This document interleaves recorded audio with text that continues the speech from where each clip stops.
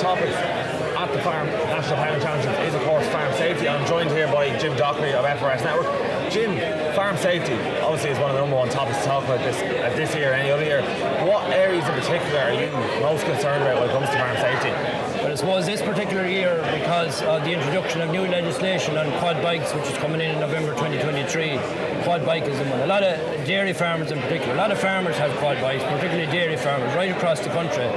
And the criteria that's coming in, the legislation coming in, will require anybody who owns a quad bike or drives a quad bike to have training, certified training, and must wear a helmet. The helmet is absolutely critical. They have done studies over the years, and any time a bike turns over, whether it's sideways, left, sideways, right, frontways or backways, the head injury is always one of the high-risk areas, and the wearing of a helmet is absolutely crucial.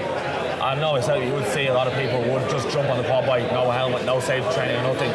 This is something that obviously needs to be kind of stamped out, but education is obviously a key part of this, Jim. It is. A big part of it is awareness, and I suppose, there's another issue there when you buy a quad bike, and it may be 6, 7, 8, 10, 12,000 euro to pay for the bike.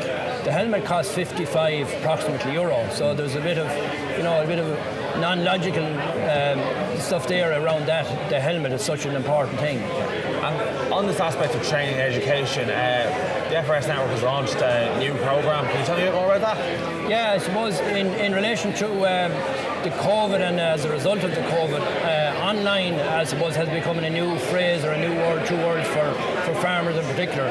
We have a number of courses ourselves online for farm services. But the one that we're looking at is Farm Family CPD. And CPD mightn't be familiar for everybody, but it's continuous professional development. And anybody, I suppose, in business and industry will be familiar with that phrase. So this one is different in the sense that it encompasses the whole family unit. We would always have targeted safety at the farmer, the main active farmer. And of course, it's probably wrong because they're so busy. They're the ones out doing the work all the time, and safety is not probably high on their agenda in some cases, and they're busy doing other things. So what we've encompassed into this online farm safety is to include the grandparents who are probably still living on the farm or very close, the active farmers themselves, plus the children on the farm. And when you get that discussion going around the family table, it can really remind the active farmer of the importance of doing things safer on the farm. Absolutely, because it's not just the farmer that has to be aware of farm safety, it's all the visitors to the farm. And unfortunately, we have had a number of accidents where there have been visitors to the farm that have been injured or sadly killed. So it's a key aspect, isn't it, to educate absolutely everybody involved in the farming industry. It is, and it's a difficult one to pitch because it's online. We're worried that maybe the older farmer might not. But yet, if you look at the Department of Agriculture, every farmer now does their online, ag food online. So, even the older farmers, we probably don't give them enough credit. They are able to, with the help of somebody else. So something with the younger, the older, and the middle generation, they're able to work as a group together. And we think that would... Now, we're hoping to do something that's very practical, like videos, photographs, practical stuff. You don't have to read a lot of text, but if you can look at a video, we'll have to pitch the videos towards the age brackets as well.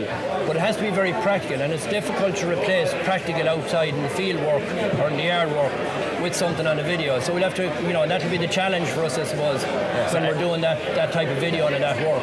So education on farm safety is probably the key aspect for farmers. It is, because it's all about a behavioural change. It's new, and you need to change. The behaviour on farming at the moment with safety is not good. It's not good, and it needs to improve, and that's why there's so many actions, because the thinking is the farmer says, that won't happen to me.